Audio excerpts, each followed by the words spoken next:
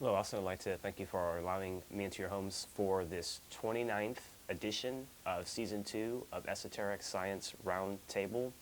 And I'd like to start off by first thanking everyone that took the time and trouble to come out to the metaphysical and philosophical meeting that Jeff Contreras and us here host every third Wednesday of the month at Opal Divines.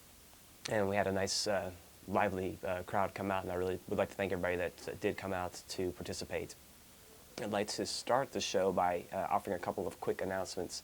And the first announcement that I'd like to give is, this is for a Jeff Contreras production. This is the Divination meeting. That's the fourth Wednesday of every month. That's at Opal Divines upstairs, completely casual, completely free.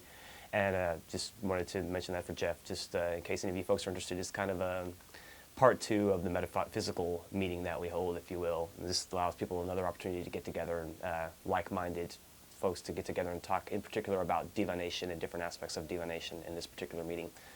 So if folks are interested, please head down to Opal Divines. It'll be the 25th, the next Wednesday. Also, I would like to mention, excuse me, Mike Hansen is running again for office for County Constable for Place 4, and he's going to need some volunteers to help him with a fireworks stand, and that is Twin Creek Road in Manchac, and that will be for the 23rd, June 23rd in particular is the main day. He's going to need volunteers that he's setting up, and you can call this contact number 656-0521 and get some specific information as to times, places, and what have you. And also, they would also need help. They've also requested help with if people can bring down ice, water, and any kind of food, things of that nature for the folks that are volunteering to set up the stand and get this thing up and running for Mike. And so anybody that's interested, please consider giving him a call, 656-0521, and I'll make this announcement again at the end of the show in case somebody needs to get more information about it. I just want to mention those things quickly to begin. And I'd like to go ahead and start the show and to get into today's topic, which is form and frequency. And those two concepts go hand in hand in the respect that it takes a certain frequency, a certain pitch, or a certain vibration in order for a form to find its way attached to that frequency and to build itself up around that sound, that vibration, or that frequency. And that allows structure and form to hold its shape and to stay into place. And it has to do, again, with the sounding out, the expression of a sound that allows the form to cling to that sound and to stay intact, to stay as a body. Whether that be a human, a plant, a tree, and really anything that we can point to has a vibratory rate that makes it what it is in our manifested world.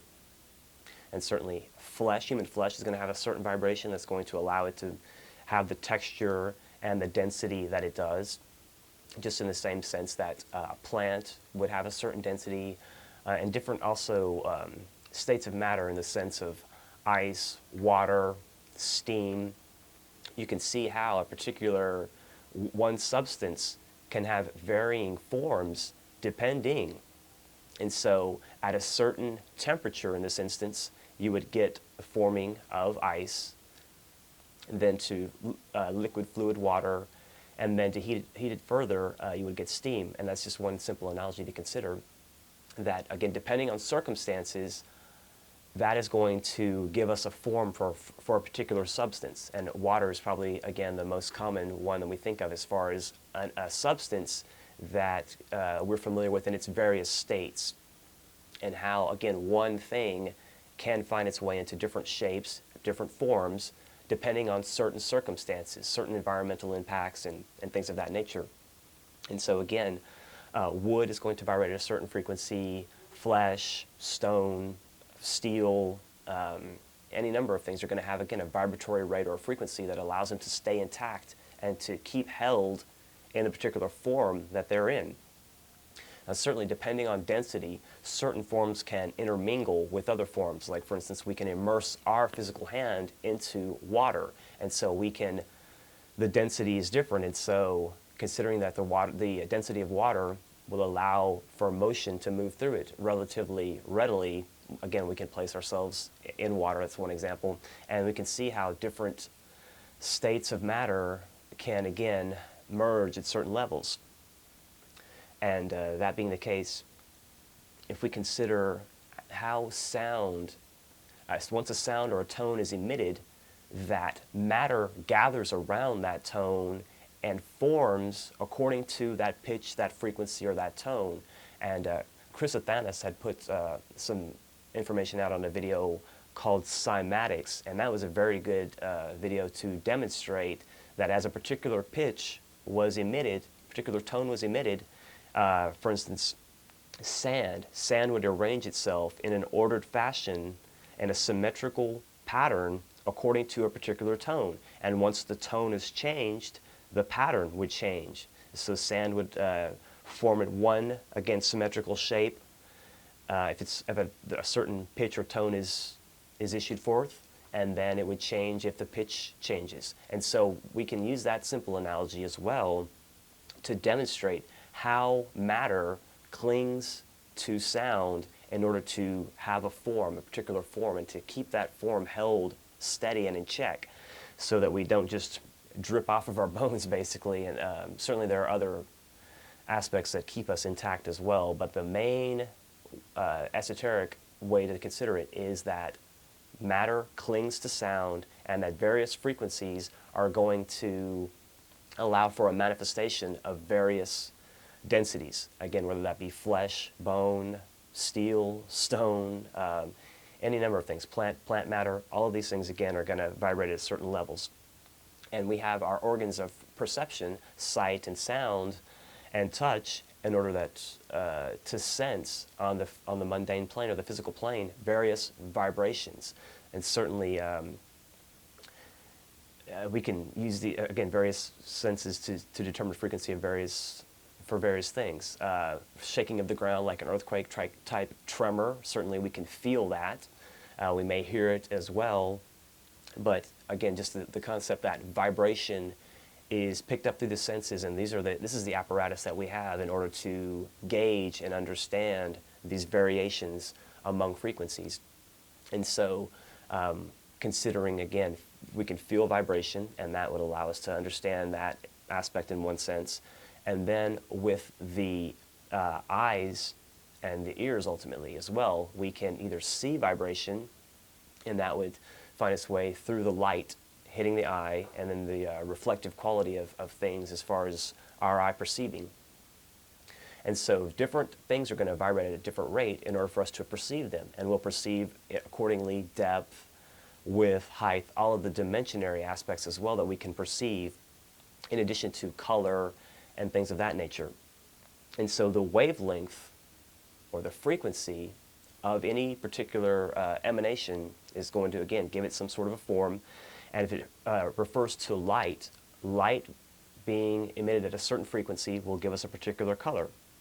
And we can find, once we separate white light through a prism and break it up into its respective component parts, that we'll find the 7 primary colors, which would be red, orange, yellow, green, blue, indigo, and violet. And that to get to each particular color, again, it's just a matter of frequency. As we step up the frequency from red to a higher frequency, we'll eventually come into orange, and then stepping that up higher, we'll come to yellow. And again, just applying frequency would allow for this differentiation, this exchange, and this change in the spectrum of light and what's visible to our eye as color and contrast. And that's something important to keep in mind along these lines.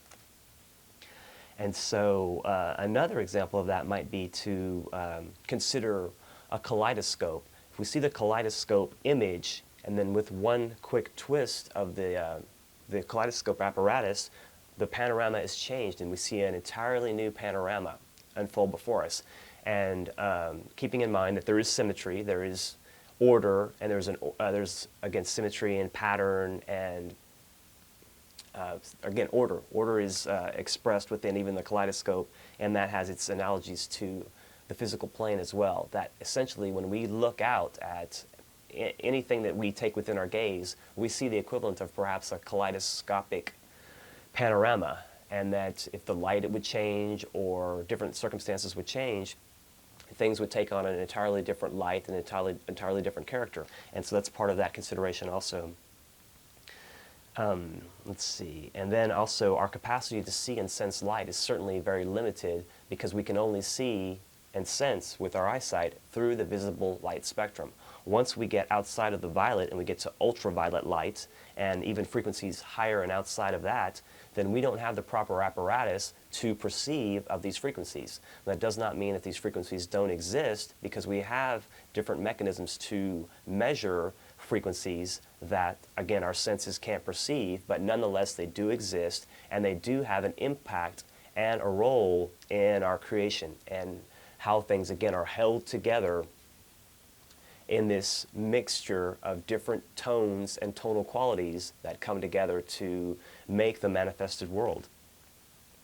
And so, again, that considering the light and how we have an opportunity to see certain aspects of it, but we can't see, again, past a certain spectrum because our limited senses. But if we would consider how there's a stepping up process and how frequency also finds its way from different states. And I would like to make this example and bring out this information as well, that if we consider magnetism as a starting point, that magnetism and the magnetic repulsion and attraction quality has a particular frequency to allow, again, for the repulsion and attraction that magnetism generates. And so there certainly is naturally occurring magnetism, and then there's artificially induced magnetism. But either way, magnetism, that attractive force, is the initial portion of a frequency of energy. And so if we consider magnetism being the base of that, and then as we step up the frequency, magnetism becomes electricity. Excuse me. And some may be familiar with the term electromagnetic, and that shows that close correspondence and relationship between those two qualities, that magnetism and electricity are, again, different vibratory rates of the same substance. And so force and energy finds its way into various different outlets also. And so depending on the frequency of a force is going to depend on what substance and what form it would take as well. And so again, considering from the base of magnetism, when we step up that frequency, then we get to a point of electricity. And then as electricity is stepped up and the frequency is sped up even more so to a higher rate, then light is emitted from that. And so from magnetism to electricity to light, again, depending on the frequency, you're going to get one of these conditions of this particular force. And then ultimately, at the proper frequency, we'll come into sound. And sound is the highest vibrational quality that we could consider, and it's basically the highest aspect of vibration in manifestation, and it's also the key component that allows for, again, the different forms to hold their shapes because they are clinging to a particular vibratory rate. And so sound is the creating impetus for all of manifestation. And if we think back to biblical terms, the first one being, in the beginning was the Word, or also considering the term the Word made flesh. And these are very important for us to consider in terms of how, again, a divine force, a divine energy can find its way into a manifested situation that we, like, as we find demonstrated on Earth and the solar system and all of creation around us, that we see part and parcel of this emission of a tone. And so we can consider at the beginning of the solar system, instead of a big bang perhaps, that a tone was emitted. And as this tone is emitted and expressed and prolonged and held out, that is the length of the duration of our manifestation. And so from the beginning of the word being issued forth and uttered forth, that will be the beginning, again, for our manifestation, until that word is revoked and subsides and is no longer being uttered forth. And then that would relate to the universe imploding or closing in on itself and finding a state of rest, a state of non-manifestation. And to borrow from the Eastern terms, as that outpouring of sound, that emission forth of a tone starts, it leads to the condition called Manvantara. And Manvantara is a term for our universe in expression, our the creative world around us, the creative universe is Manvantara. And as that tone is receded and retracted and diminished, then that process reverses itself, and there's a non-existent, where no state of existence is happening currently, and that would be termed pralaya. And so we go back and forth between these two conditions, Manvantara, or existence and manifestation, and then abstraction and non-existence, or pralaya. And so the breath is another analogy that we can use to consider how this works. As we breathe out some expression, it has an analogy to the idea of sound. Breathing out and then breathing back in. So the air, we can use the analogy that the air we breathe out would be similar to the manifested world, and then as we breathe that back in, we take it again back into the unseen aspects of ourselves. And so that ties into manifestation, latency, manifestation, latency. They go back and forth and take their turn. And so considering again that our entire universe is held in its place by sound, and that this sound emitting forth causes all forms to work together. And again, depending on the different tones, we're going to get different manifestations. And so this initial first tone, the word that became our universe, is fractured into many myriad various tones, and they in turn make up their various forms. And so this fracturing of this tone again leads to the differentiation in manifestation, and the variation that we find among different forms, and the variation in density and frequency that we find among different things. So that being the case, that's where some concepts come into being of perhaps parallel universes, and that two things could theoretically exist within the same space if they were of a different density. Now, certainly, the example I used earlier of putting the hand in water, yes, the hand is going into the water, but it's not really merging with the water. It's displacing the water. It's displacing the water to make room for the more solid object, which would be, in this case, would be the hand. But considering that if the densities and the frequencies are proper, that there should really be no reason, according to a quantum style thinking, that two solid substances couldn't exist in the same space if they were, again, of the proper frequency. One would have to be so loose, really, for the other one to fit within its structure. And if we think about how things are made, the way the atoms work, and they are in rapid motion, really there's a lot of air, if you will, or a lot of space. The vast majority, actually, of any solid object is space, whether it be the table I'm sitting at, this chair, this notebook, the camera that I'm looking into. Basically, the bulk of this, any object, is going to be mostly non-existent, and that the motion of the atoms is what, again, kind of fills the thing out and gives it its form, that rapid rotation, again, emanating from a cause of sound, a word issuing forth that causes this motion to begin. So as the word would express itself, so too would motion begin.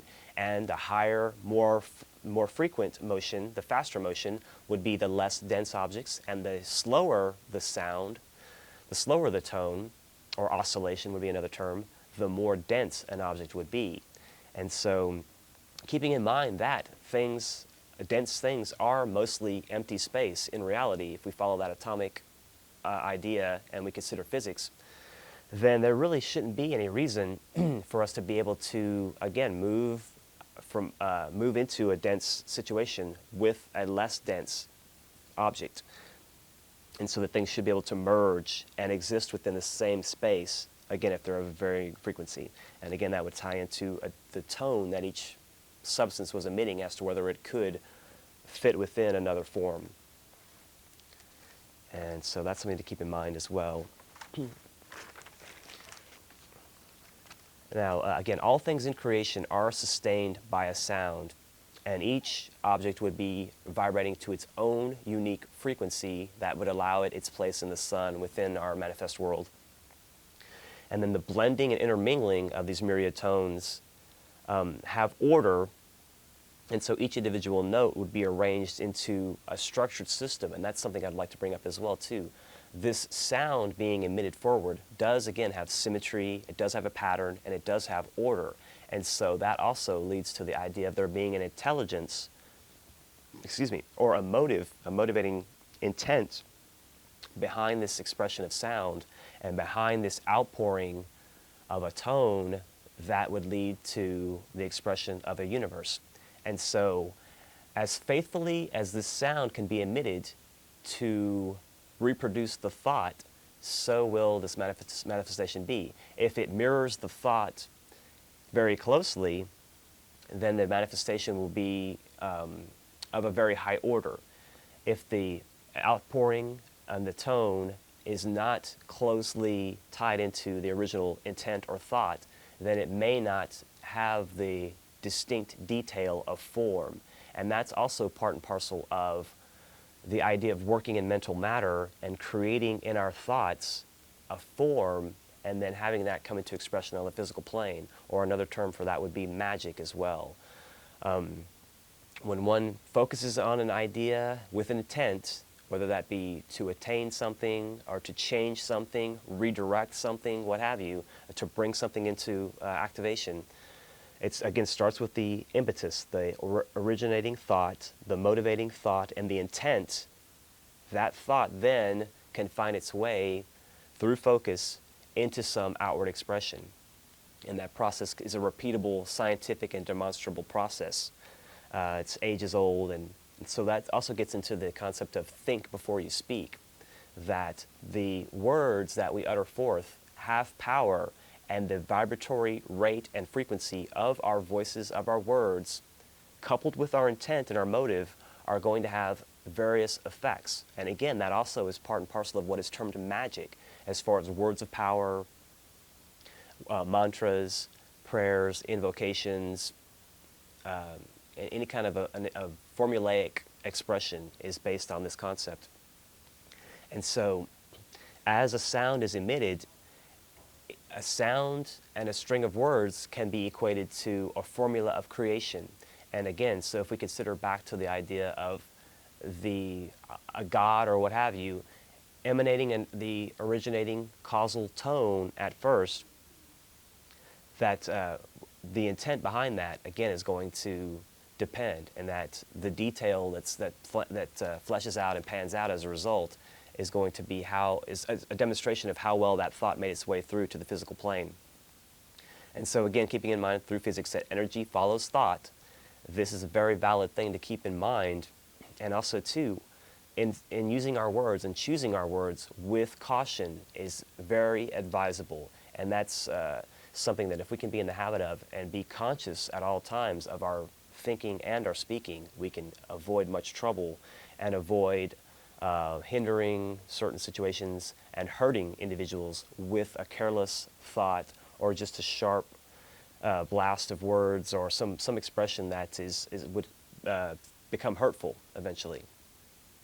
And so that being the case, words of encouragement, words of nurturing, words of support, and love are the types of frequency expressions that are going to have an effect, hopefully a positive effect, on whoever the recipient of that word of encouragement would be.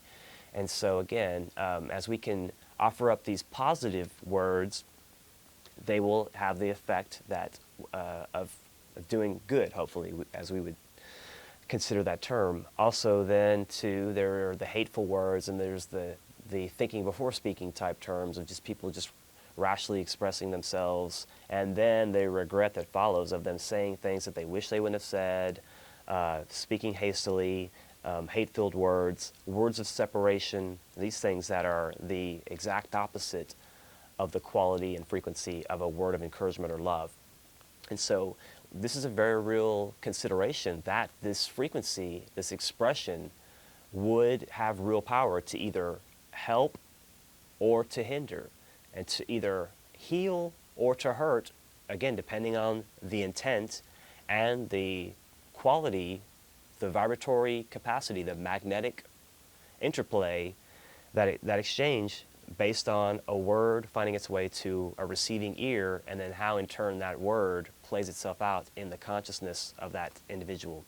Another analogy to use would be of a composer or a conductor. The composer, because he's writing the music, so he's writing out the symphony. And then he's also the conductor. He's also standing in front of the orchestra, and he's also conducting the orchestra that he has written and composed. And then he would also actually be part of the symphony in this analogy as well. So this would be kind of another analogy of the working of God, and that the idea for the manifestation and the motion that leads to the manifestation, the planning, and then ultimately the revealing of that manifestation on the physical plane, that creative process is very similar to the process used by God in the emanation of our world. And so we could consider God as playing a song of creation or a song of emanation, an outward expression, and that all these instruments are working together, and they add their own individual voices to a larger synthetic work. And so that's part and parcel of how we see the intermingling of these currents of sound come together to make all the vast differential aspects of our manifest world, and to give us the wide, vast varieties of insects, animals, plants, minerals, humans, anything in manifestation, really. And that would be man-made or otherwise, again, has a vibratory frequency, and it has an innate livingness as a result of that frequency. Now, also, too, the ancient philosophers were very well known for being very, very enamored and very consumed by the concept of numbers. And so some of the early mathematicians in particular, probably the main one folks would know would be Pythagoras, that in addition to being one of the main mathematicians and coming up with a lot of aspects of geometry, and again, the relationship of numbers to proportion and the quality and frequency of a number, and what that number value, that numeric value, equates to and relates to in the sense of a numeric formula that would be, again, equivalent to the word issuing forth from an expressive deity, from creation. That a series of numbers, a formula, can have this, is also, it's like a mantra or a word of power, and that, again, a series of numbers can represent something, some creative process. And by using the proper combinations of pitches, tones, frequency, and the proper length of all that, we can create with sound. And this lost art, largely lost art, will be restored, I feel, in our near future, and we'll be able to start taking advantage of that for the construction of buildings and the destruction of things as well. We have to keep in mind that sound can be equally constructive or destructive depending on, again, the frequency. And certainly some of the weapons that are at the disposal of the military complex, the ultra low frequency and the extra low frequency type of sonic systems that can basically turn our guts into mush, basically by having a very low frequency. And also, too, that's kind of with the music that folks are listening to with the really low boom, boom, and all the cars running around. That really has a negative effect on folks' nervous system. And we can see how certain sounds will cause us to either acquiesce to them and be liking of a particular sound that we hear, or it'll make us convulse, perhaps, or just it'll grate on us, and it won't be a pleasant sound to us. And that's going to be certainly up to each individual as to what frequencies are pleasing and which aren't. But it goes into helping support the concept that frequencies, again, the frequency could be for a destructive purpose or a helpful purpose, depending, again, on intent. It's going to have to start with intent. But again, following back to the idea of the philosophers, the ancient philosophers, again, had a very high esteem for numbers, and even going as far as to coin a phrase for that connection between God and numbers, or between God and numerical quantities and frequencies. And that would be arithmomancy, or the divination of mathematical thinking, or mathematical equations, or what have you. Divining math, so divining from a higher divine source the value of numbers. And all numbers have significance. Now, certainly we can consider that certain numbers have more import in an esoteric system than others, and that we could consider 1, 3, 7, 10, 12. In particular, those are ones that we see recurring in the religious writings of the world and in various symbolic form that we see reproduced. That again can, by this numeric number, is a symbol for a particular shape, a particular structure, or a particular form. And traditionally, odd numbers were equated to things that were divine or unseen. The hidden, unmanifest aspects were, in most cases, were the odd numbers, and then the even numbers represented things that were terrestrial and were based on a duality. So certainly the number 2 would be a duality, would be spirit and matter. And that's, once we come into material form, into this planet, we are both spirit and matter. And so, again, the dual and the even numbers are going to be reflecting and relating to things that are of the earth. And so the ancient alphabets were not just symbols for a sound. Each letter had a philosophical meaning and a serious reason to exist. It had a very specific reason for existence, and the reason why these ancient alphabets were used specifically was not simply to convey language and simply to communicate. Early ancient language, because again, we were more spiritual in many respects than we are today, and so we had a closer kinship with this formative capacity, and the word itself was ringing much more clearly and much more distinctly and with greater detail than it does today in some respects. And so ancient alphabets, again, were not just a symbol for a sound or a means of communication. They had real meaning. And so, again, considering, for instance, the Kabbalah, the 22 letters of the Hebrew alphabet, and that system of magic and that system of divining, again, from these values, certain meanings. And this is a way both to communicate. And so a book like Revelation, for instance, would have more wisdom than words, as Eliphas Levi quoted. It has more wisdom than words. The number of words certainly have wisdom, but when we see a phrase like, here is wisdom, for those who have understanding, here is wisdom, and then we see a numerical notation following that, that is a very significant key for us to consider this numeric system, this mystery system, and this hidden way of perceiving numbers.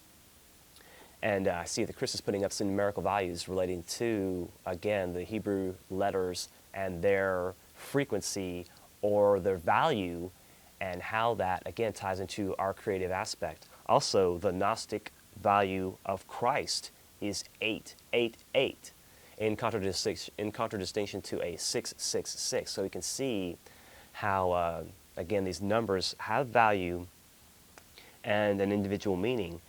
And these specific numbers, again, when you put these in the proper combination, and also considering, for instance, in the case of the Hebrew alphabet, there weren't vowels, it's again shows how the system was for more than just communication.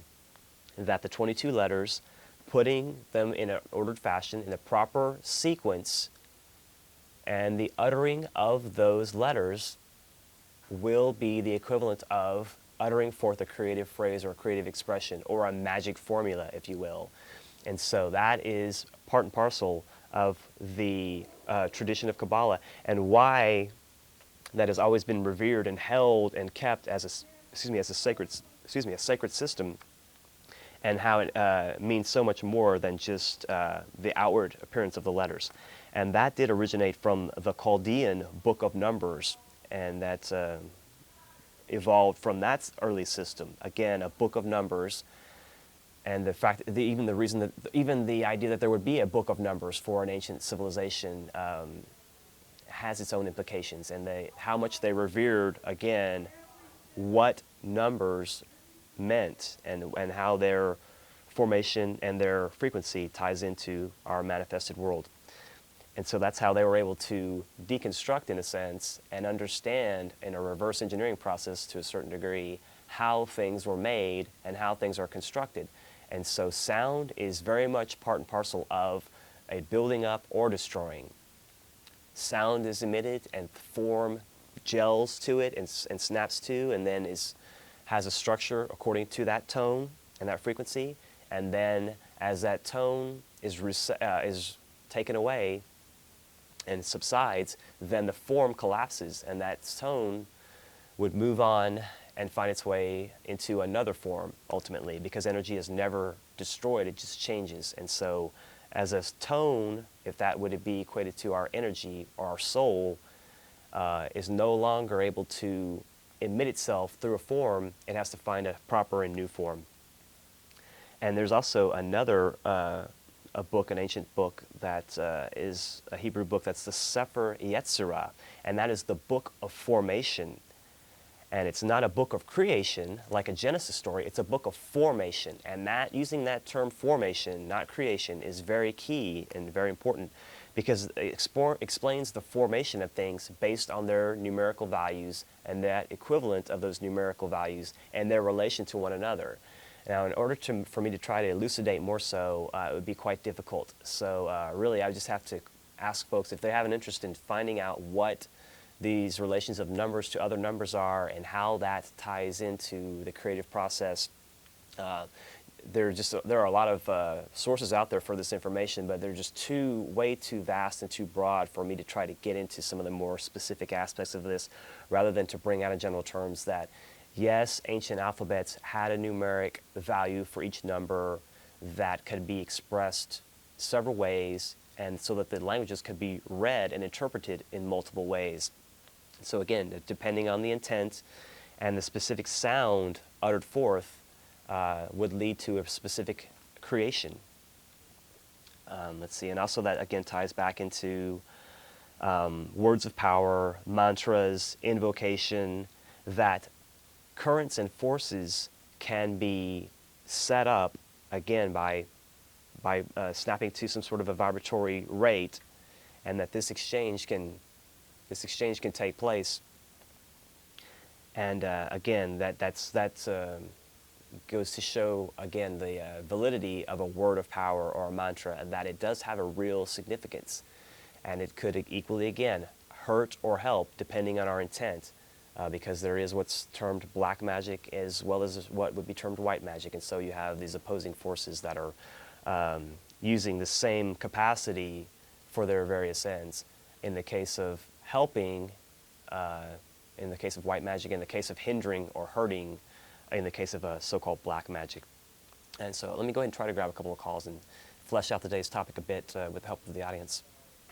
Hello, caller, you're on the air? Hi. How's it going? Pretty good. You were talking about how loud music was damaging to the brain. I was going to ask you about that. Well, first of all, what is mantra? What's the word you're saying? A mantra? Yes, sir. A mantra is kind of like Om. Oh, it's not like fag bastards unite, fag bastards. No, not quite. Unite. Hey, man. Fag. Go. Dang, buddy, you're the eternal caller. Okay, hey, thanks for calling, brother. Thanks for watching the show. As I always say, it wouldn't be a show without you. Kind of thought that might be you there, my good man. Yes, and that is a good example of a mantra, your personal mantra. What does that particular word or number of words have, to offer? Just leave that up to individuals as to what they think. But even that phrase, again, is a phrase or a mantra or word of power, and it's going to have its effect one way or the other. It's going to have an adhering, clinging effect, or it's going to have a dissipating effect, depending. So, thanks for calling. Hello, caller, you on the air? Yeah. Hey, what's up, Corey? This is Shaggy. Hey, how's it going, man? Thanks for calling. Hey, I think that was the mantra of the morons. Like I said, those words are going to affect different people differently. I know you're too nice to say it, brother, but it has to be said. So I really love your topic tonight, man. Hey, cool, I think it's probably the best show I've seen you do yet, man. It hasn't put me to sleep or nothing. Dang, those are some big high words from you. Yeah, absolutely, man, because, I mean, you're on the right wavelength, if you know what I'm talking about. Exactly. No, seriously, what did you have to add to the commentary? Well, I don't know if you've ever heard of, I've been reading about it somewhat, and there's various things that you can do to actually see the effects of sound upon matter, such as of a fluid nature, including stuff like water and like what you were talking about with cymatics. Right. And it'd be interesting to actually test that. There was a actual apparatus that was very simple. Supposedly it's called an idiophone. And what it involved was like a tube that went to a drum, you know, of a type. And you would sprinkle sand on the top of that. And when you spoke a word, okay, the word that you spoke would form whatever shape of, you know, that you were emitting. So in other words, like if you said butterfly, it would supposedly form in the shape of a butterfly because there was consciousness behind that very word that affected the matter that was on there, the random particles, with what have you. So I thought that was very interesting, and it'd be interesting to see how different languages affected it as well. So in other words, if you said it in Spanish or Italian or something like that. Right. That's and so it'd also be interesting to see that you have, obviously you can reverse that, right? In other words, if sound can translate into form, like it's a symbol of some type and everything like that. Right, and the form can break back out down into its composite component parts, and then the sound can be released. Yeah. Right, exactly. So I don't know if you've ever seen some of the Buddhist mandalas that they have where they do the sand paintings and everything like that. During a specific frequency or tone, if you will, it would form the shape of one of those very same mandalas, and I'm thinking that perhaps while they're doing these mantras, you know, the Om mantras and everything like that, that is the exact same shape that they use these mandalas with. In other words, like they're forming the form, you know, with their hands and everything like that, but at the same time, the frequency goes back and forth. You see what I mean? In other words, like the sound would translate into the mandala, and the mandala, if you were to reverse it, would translate back into that mantra that they would normally do. Yeah, I agree. It's like they almost had like a mystic understanding of it before they even tried it almost. But anyway, it's just something to think about, and to let everybody know out there that, you know, vibration is everything. Everything is vibration. Yeah, I almost called this show Vibration, but then I thought, oh. Yeah, well, it's more specific this way. You almost need charts and graphs to really get people to understand what you're talking about. So. Yeah, or even just to show a clip of the cymatics to kind of give people a heads up. Yeah, exactly. But you're doing a good job, man. So let's talk to you later, man. Okay, hey, later. Appreciate you offering up that frequency of your voice there, Shag. That was very cool to hear from you, man. And thanks for your kind words. I appreciate that, brother. Yeah, definitely. Okay, let me go ahead and grab a couple of other calls, see what's going on here. Hello, caller. Thank you. Hello. So I wanted to tell you, you and Shaggy are just right on, and I can tell you guys have been doing your homework very well, and thank you very much. What I want to talk about tonight is the modification of the weather and frequency, and sometimes you see these chemtrails form into mare's tails, and sometimes you see the chemtrails form into like cottage cheese formations, and sometimes you see the chemtrails form into like tiger stripes, and sometimes, you know, all during the day and different times. And I think it has to do with the frequency of what they're pumping into the atmosphere. Well, actually, that also has to do with the HAARP more so because exactly, HAARP, you got it. Well, they'll lay the chemtrail. And that's my opinion exactly, and how the weather has been totally controlled. And it's so weird to watch the different formations of the clouds every day. And the neatest show that Chris Athanas ever put on had to do with the diaphragms and that powder that you saw at the different frequencies. Right, that's cymatics. That's what I was describing just a second ago. I know. That's why I was calling you. Okay. Because that show was like so, like, put me to sleep, ho-hum, blah, blah, blah, you know, science. But it was the most compelling show I'd ever seen in compared to the clouds that you see, and what they spray with the chemtrails, and then they put these different vibrations into it to make the different formations. And I watch the formations, and I think of that show, which I think Chris should replay someday. That is an exact analogy. That is a perfect analogy to exactly what you're talking about. It's really weird to me because I cannot help but think about that show when I see the clouds. That's wonderful. That's wonderful that you can pull from that analogy and apply it to something else as in a real-world situation. Well, but in particular, the fishbone. When you see the fishbone fanned-out clouds, that's a really high-intensity HAARP activity. Or the scalar ones, the ones that look like the hand with the 5 fingers pointing out like a spoke of a wagon wheel. That scalar stuff that Tom... dang, what's that scientist out of Huntsville? But anyway, Bearden Thomas Bearden does that scalar research, and he talks about the wagon wheel spokes. And in Austin, sometimes I see it from the north, and sometimes I see it from the west. So, with the Gwyn Towers, and who knows what they've got going on with the towers or whoever, with the harp and stuff. But well, we've been trying to do somewhat to negate that quality and that effect by using orgone energy. Right. I don't know if you're familiar with it. I need some of those. I need a couple of those to throw in the backyard.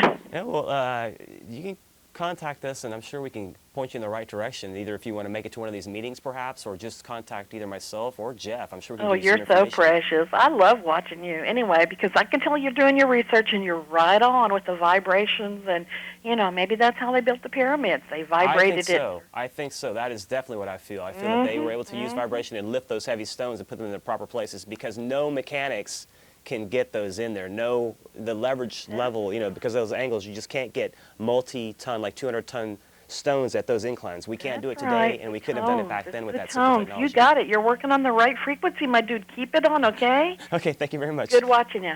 Take care. Have a nice evening. Bye. All right, well, great call. I appreciate that. Nice insight. Hello, caller. You're on the air. Hi. How's it going? Yeah. Well, what I find really ironic this evening is there she is. She's talking about mechanics. And it's so ironic because my son was working on his Mustang, and a guy came over talking about doing head jobs on it. And then you talk about vibrations and vibrators, and then the girl talks about diaphragms. I think that's so ironic. It just, your show seems so sexual. I mean, I'm going to let you go, man, but that's not really intentional. Certainly you could think of vibration in sexual terms as well. And I guess as far as for creation, yes, that does tie in. Those are the more mundane, physical plane manifestations or emanations of that quality and that concept. But yeah, that does tie in. And that's why one of the reasons I didn't name the show Vibration, because I thought that was a little too... at any rate, yeah, that's an interesting point you're making, and I appreciate where you're coming from, whether you were kidding or not. That's something solid to consider as well. Hello, caller, you're on the air. Hey, Corey, it's Ron. How you doing? Hey, good, yourself. Hey, you did end up getting the copy of the Mayan calendar at one point in time, correct? No, we did not. You guys didn't get it because I just talked to the guy last night, and he said he left one at Flashback for you guys. Oh, wow. So I'll have to make sure. Because I was just talking about you last night. So anyway, we'll have to get that to you. I'll have to make a concerted effort to get that to you, because I was talking to Dr. Lilimon at our meeting last night, and I said, you got one to Ron, right? And he's like, yeah, I left one there, but I guess you didn't get it. So we'll make sure we get that taken care of. What's on your mind this evening? Well, listen, I wanted to tell you that, let me turn my TV down, that you're right on the subject tonight, because you're talking about something that I started out a week ago to write an article for the Austin Paratimes. Mm-hmm. And I started it out and didn't know where it was going to go or what was going to happen. And I start watching, I watch public access. I love public access. I watch Jeff on Tuesday. I watch George on Wednesday. And I'm watching you tonight. Mm-hmm. And this is the article I have been writing. And even tonight, the hour and a half I spent on it was about vibration and energy. Mm-hmm. And I told Russell today, I don't know whether I should abandon the article because it's just being rehashed, or what I really think is this is what is in the consciousness of people who are aware that we're not living in this so-called reality that is reality. And so I'm choosing to press on with it and hoping but even what you've talked about tonight has fueled my thought even further. But it just amazes me as the prank caller before tried to make these certain, allegations, whatever.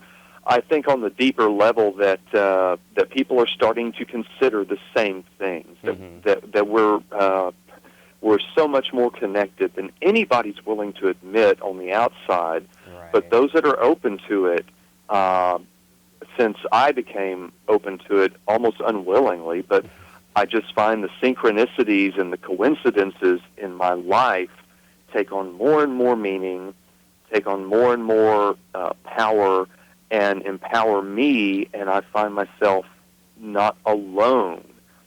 It's not, I don't think cause and effect as in I'm causal, it's just that I'm part of that cause. Moving on, that energy, that vibration, it's a slightly higher vibration than people who are fully inboxed in the illusion can embrace. Anyway, I've babbled long enough. Take some more calls. Good job. God bless, my friend. Hey, thanks, Ron. I appreciate that. Yeah, you're making some solid points there, too. I really feel that that is coming into being more so and more so, that people are on the same page, and little pockets of people, when they start comparing notes, they start to say, hey, wait a minute, we were just discussing that. We were just doing this. We were just doing that. And once you get to that certain point where you have that larger awareness of getting outside of the matrix, then you do start to have, again, these synchronicities. Things just start to kind of happen, and you start to be more aware and more receptive to all these unfoldings, and then you can just kind of ride that wave, and you can really be part of that cause. And Ron, I would say you are more of that cause than you might be giving yourself credit for, because I know you've been down here at Access a number of times, and I know in your own life you do a lot of things to be constructive and positive. And so I would say certainly you're more causative than you might consider, but that we're all part of a larger wave here in spite of ourselves. You know what I mean? That when we find ourselves speaking about the same topics on these different shows without consulting with one another, it's not mere coincidence, but it's part of us tapping into a larger understanding and knowing at an inner level that we're all in the same boat, you know. And that's part of my hope for our getting out of this mess, basically, is that we all will see that we're on the same page in that respect. Let me go ahead and grab another call, see what's going on this evening. Hello, caller, you're on the air. Hey, what does frequency and form mean? Frequency and form, just to explain quickly, like from the biblical terms, and the Word made flesh, and in the beginning was the Word. At some point, there had to be from nothing some issuing forth, and according to religious records and stuff like that, they talk about it in terms of a sound, a word, and so as that word is being said and sounded out, matter or form is going to attract itself to that sound, and so that's how we get our universe, is by a sound coming out and then matter finding its way to attract to that sound, and then we'll get maybe a person, a tree, a plant, any number of things, and that's the basis of frequency and form. Let me go ahead and grab another call quickly. Hello, caller, you're on the air. Good evening. How's it going? Hi, I've got some different thoughts on vibrations and frequencies. You know, I'm a car stereo installer. I'm Randy, by the way. And now, when you deal with decibels, there's a certain level of decibel that will actually make a human heart stop. And, you know, I don't know if you knew that or not, but related to frequency, you know, I've never measured the frequency of fag bastards, you know. Buddy, I had a feeling that was you. You're trying to keep it interesting, and that's the key. If you're going to attempt to make it interesting, I'm going to attempt to let you say something. Thanks for calling. Thanks for your interest.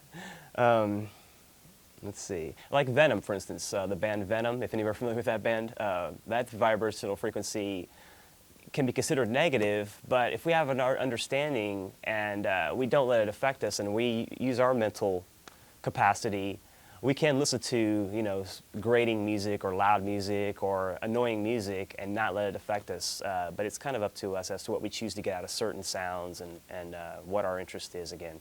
Let me go ahead and grab another call. Hello, caller, you're on the air. Hey, what's up? Not much yourself? Nothing, chilling. I think I'll What's that again? Okay. Hello, caller, you're on the air. Hello? Yes? Go ahead. I wanted to comment to the fact that the only way we're all going to get out of here is to give our heart to Jesus Christ. All right? And that's what I believe. Well, did you And care God to, bless you. how exactly, let's see, how would that relate to this evening's topic as far as frequency and form and sound? And, Well, I think none of it matters. It just to believe that Jesus well, Christ what about died. the idea of the Word made flesh? Have you ever heard that Jesus or Christ is the Word made flesh? I've heard it all. You've heard it all? I'm 52 years old, okay? Right. And I've been knowing it for 50 years. Wow. And I just believe all these people are college punks calling in with their frequencies and their head jobs and their, you know, whatever, their sexual whatevers. Right. And they're not really addressing the subject of really wanting to get out and the truth, at the truth. The truth is the Word, and it'll set you free, and it's Jesus Christ, and He died on the cross. to set you free. Well, I appreciate you taking the time to call, and I don't disagree with what you're saying, the essence of what you're saying. The wording, I would perhaps choose, again, a different word to express the word made flesh. But again, people that call up and say silly things, I don't really have a problem with that because they're watching the show at some level, even if it's just for 5 minutes, and hopefully maybe just one thing I say might have an impact on them, perhaps not, but it's a live call-in show, so the phone line is there. If people are going to take the time to call it, they're going to call it. But thank you for your call and have a nice evening. Okay, that was a nice frequency. Hello, caller, you're on the air. Hi. My husband and I just turned you on by accident, and so we're not quite sure what you're saying, but he and I have conversations all the time where he'll pick up what I'm about to say without me even opening my mouth, and I do it to him more than he does it to me. Right. It's kind of like we can read each other's minds, but we've been married for like 28 years. Right. People in relationships have that ability more so to be able to be in tune. Again, it's a frequency, and it's being in tune, if you will, like a radio signal with another person. And, certainly you know their habits after a while and things like that, but it's deeper than that. There is more of a metaphysical quality to that, and that ties in exactly to what I'm saying as far as people being able to relate, with other people's thinkings and know what's on somebody else's mind, for instance. And that also is the embryonic aspect of psychic ability as well. Well, I can do it not just with him, but with, like, a lot of people. People that you have a long relationship with, or people that... even short range, like people that are... But it's going to be somebody likely that you have some sort of a rapport so that that magnetic exchange can take place, because I'm sure equally there are people that you just cannot vibe to, the same way. Well, yeah, there's also that, too. There's some people that I have a total wall, that I just can't understand a thing where they're coming from. And it's, it's like, it's like you just have no idea, where it's just a complete blockage. And I think that the lady that spoke before just has this one way of looking at it and not really, that's just what she was taught. I don't think that it's wrong. I just think that's the way she was taught. But that's the frequency that she is honing into, at this particular time. And so I can't say that it's wrong. It's probably right for her at this time. But yes, what you're saying is true. And thanks for your comments. And all right, thank you. Bye-bye. Thanks. Okay, I guess I'm going to try to wrap up. I don't know if I'm going to be able to get much more of a call in at this last minute of the show here, but I just wanted to remind folks about Mike Hansen needing volunteers for his fireworks stand. It's on Twin Creek Road in Manchac. June 23rd is the main day they're going to need help, but they're going to continue to need help past that point. If anybody's interested, 656-0521 to call and volunteer, or if you want to take some ice, water, or some food down there for the people that are putting the stand together and working really hard. We're not going to be here live next week, nor will Jeff on Tuesday, but we'll have tape shows in. But I'd like to thank everybody for taking the time to view. I'd like to thank my producer, Chris, for commanding the helm of the Starship Esoterica. And as far as wrapping this up, as far as frequency and form and that sort of thing, I would ask people to perhaps think before they speak and consider the power that words actually have, that the power of our speech actually has. Thanks, Austin. Take care and have a nice evening.